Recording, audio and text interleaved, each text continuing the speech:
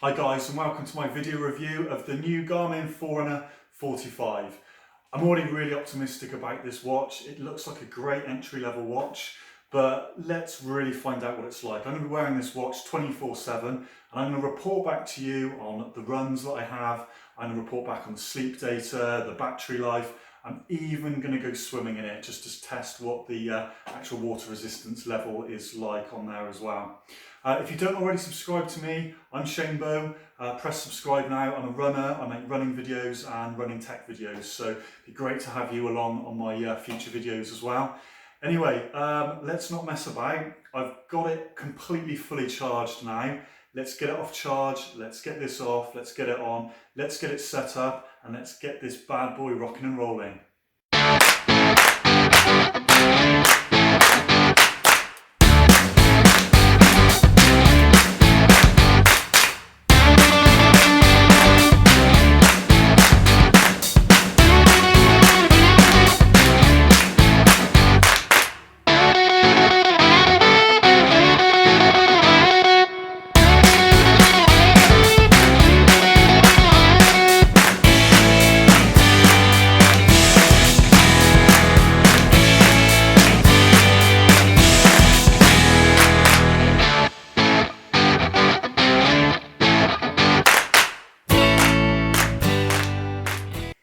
So the other thing that I have done is I've turned the Bluetooth on. I can have the Bluetooth on for the whole entire week, 24/7. I just think it's really important to look at the notifications, the reliability of the Bluetooth connection, and also how it affects the battery as well.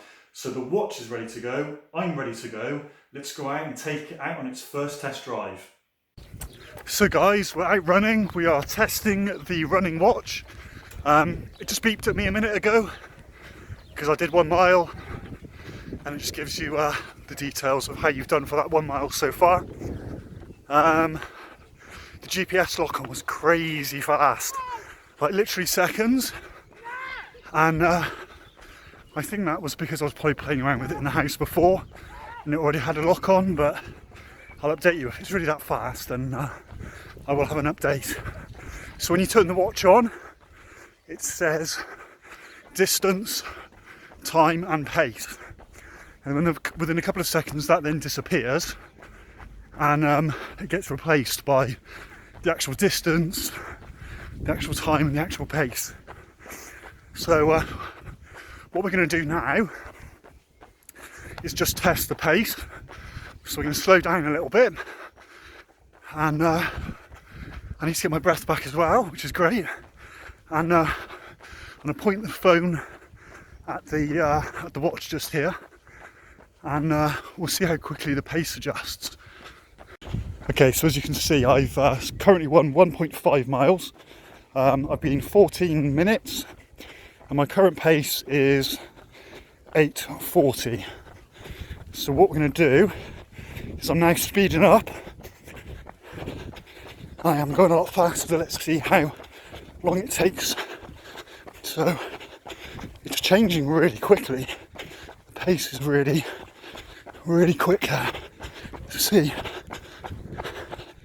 Wow. So yeah, that's worked really well. Definitely happy with that. So the pace worked really well. I want to test the heart rate next. So I'm just going to slow down a little bit, and then we're really going to build up with the heart rate and see how quickly that catches up.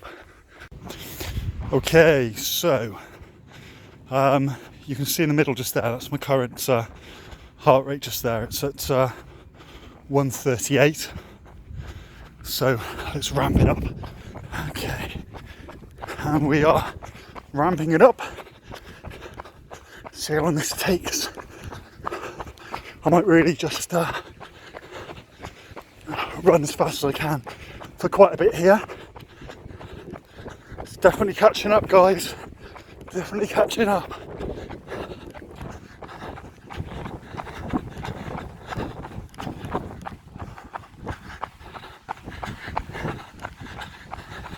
Okay guys, so if you were wondering what the other details were on the screen then, the top part is what heart rate zone you're in. The middle bit was the heart zone, which was what we were looking at, and the bottom part is calories burnt so far. And guys, there is one last screen which I'll show you now. It's not very exciting. It's your battery level, tells you your phone is connected, the time, and just the date and day in case you've been running for many days. Okay guys, so that's 4 miles.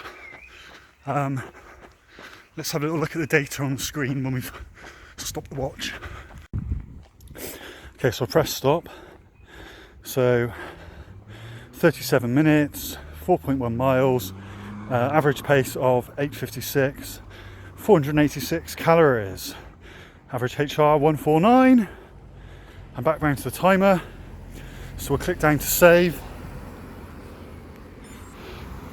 and that is saving to, there we are. So a bit of information about your VO2 max just there. Run 4.16, time, pace, just press down. Got my calories just there, my heart rate, and my steps just there as well. And there we are. Oh, there we are. It's already transferred the data to my phone. Okay, so we've got some really great information on the screens just there. I'm really happy with the way the pace changes. That's always going to take a bit of time because the system has to take a few GPS points to work out how far you're going between each one. The heart rate I thought kept up really well. That was pretty good.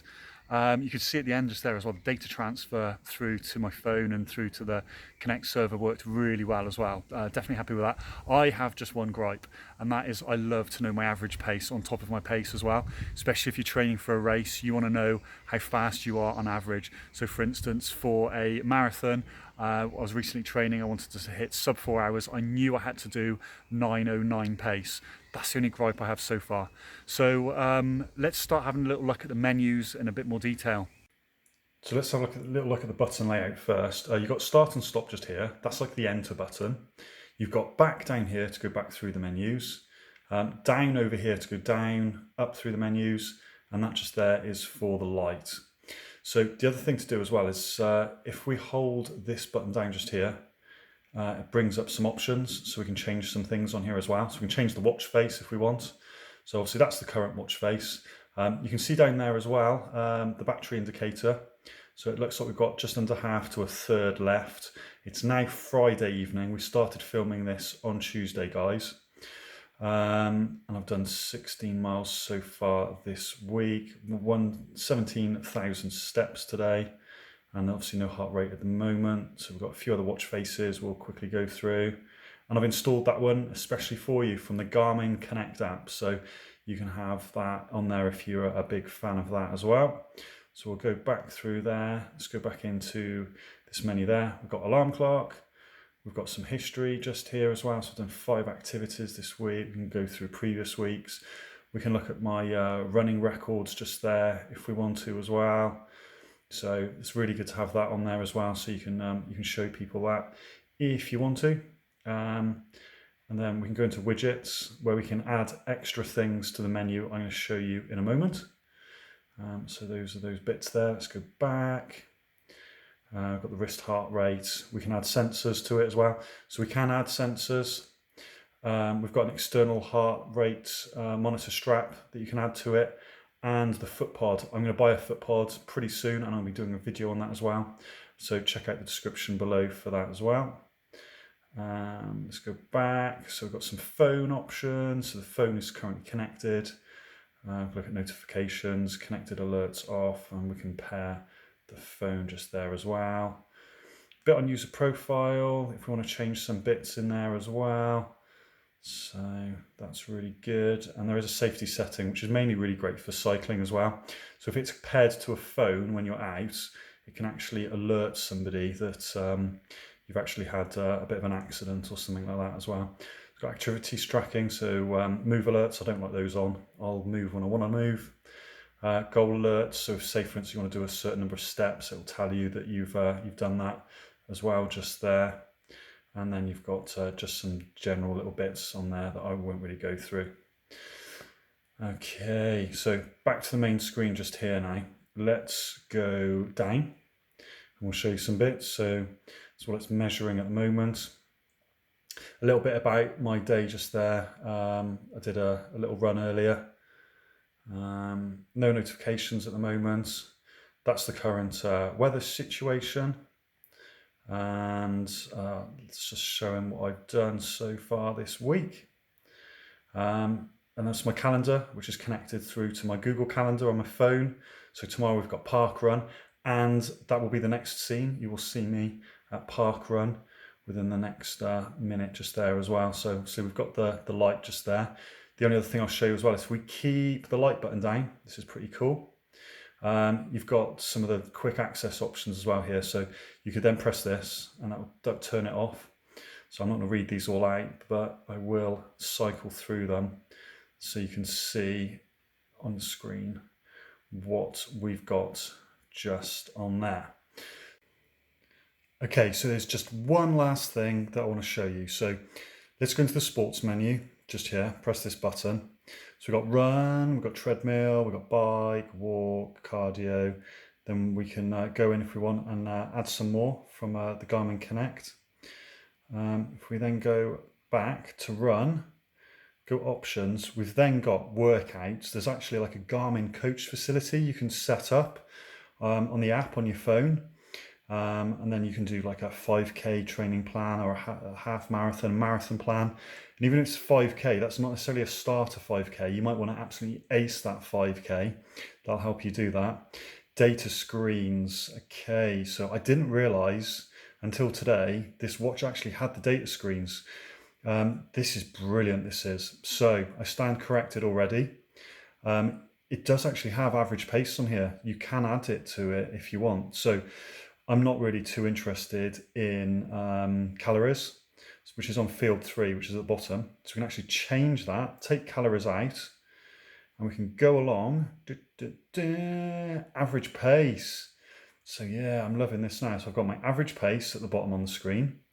Then I've got my pace and I've got the distance at the top. So that suits me really, really well. So that is all set up for my park run now tomorrow. And we're dead chuffed with that. Then we've got alerts. So you can change the bits around it beeping at you after a mile, etc. And you've got some lap functionality. Auto pause is pretty good. I don't use that myself, but if, say, for instance, you live in a busy place and there's a lot of roads and you can't cross, you can just get it set up auto pause. And if you're waiting for cars, the GPS will know and it will pause the run for you. And then this part here is just about different satellites. So if you're in Russia, for instance, you've got some extra GPS options just there as well. So yeah, that's brilliant. I'm really happy about that. Good little watch. Let's go to Parkrun. Good morning, and what a beautiful day to be doing a park run. It's sunny and absolutely beautiful. So let's see how the watch performs in this 5K. So my time was 22:48, so I was placed 26 today. The watch was really good. I am just really happy that I sorted out that average pace, because that definitely made me make sure I was under 23 minutes, which is awesome. So it definitely performed really well. I've got no issues with how it feels in my arm, how it looks when you're looking at the screen. The screen's a great quality. No problems with the GPS lock-on or the actual integrity of the information, because I've run that track quite a few times. The only thing that I would really like is the customizable data screens that you have on every other Garmin watch that comes after this model. So for instance, you can look at the screen and you can see more than 3 items of data at the same time. To get more than 3 items, you have to press down on this one, which isn't always what you want to do. You don't want your arm over here. You just want to be able to look up, see your stats, and then carry on as you are. I've got some more details in the description below to show you some of the other models and also comparisons between this one and the next model up also. So I promised you some information on the sleep screen. So let's have a little look at the sleep data. And here you can see my sleep details from May the 26th. So I had a total of 7 hours, 31 minutes sleep. Just along the side here then, it breaks it down. So I had 4 hours, 40 minutes of light sleep and just over 2 hours of REM sleep. And then just along the bottom here, then you've got a graph so you can exactly see when you were at which stage of sleep just there as well. And I can see my movement throughout the night as well. So definitely moved around a little bit, but really great information to have, especially if you're training for something. You want to know that you're getting a decent night's sleep.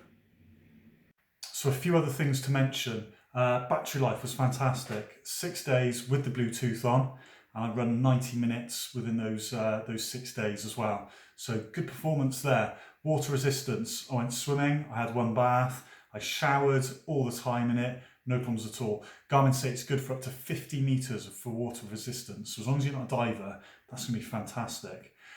Software, really reliable, no problems at all with the software. It didn't freeze, it didn't restart or anything like that I could see. So I think this is a really, really great watch. There are cheaper watches out there, and there are some dearer ones out there as well. My one provocation would be, do you need the 245? So you're investing quite a bit of money in this.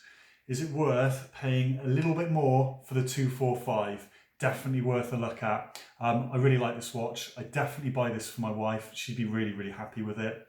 If you are considering the 245, check out the description below, because I've got quite a bit of extra information and videos comparing this to the 245 and other bits as well. Guys, please subscribe to me. I'd really appreciate your subscriptions. This is a new channel and I'd love the extra subscriptions. If you like the video and it helped, then please press like. If you've got any questions at all you want to ask, just ask them below and I'll do my best to answer them for you. If you've got any comments around your next watch upgrade, I'd love to hear what you're up to. See you again soon. Thanks a lot.